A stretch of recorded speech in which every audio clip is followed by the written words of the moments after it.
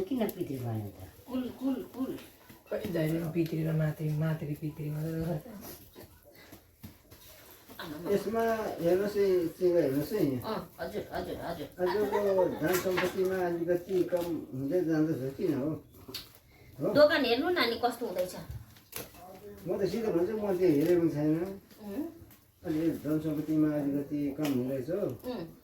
हेर्नुहोस् त्यहाँनिर अब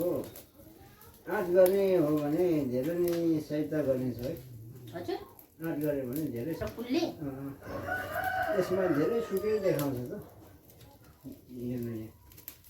यो दोकानहरू हो जहीँ पनि घरमा हो अलिक सुकै जस्तो लाग्छ सुकेकै छ हौ काका यहाँ देखिन्छ है यो गरेको हो अनि यो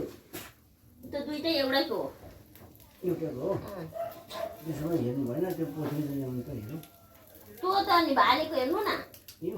त्यो पोथी हो यो भाले हो त्यो पूर्वेको हो दुइटै होइन आमा अनि अलिकति सुक्दै गएको छ भन्ने देखाउँछ है त्यो मैले अब हेरेको छैन दोकान पनि उसो काका के अरे कसरी हामीलाई यस्तो सुब्बे फापे हुने गराइदिनु त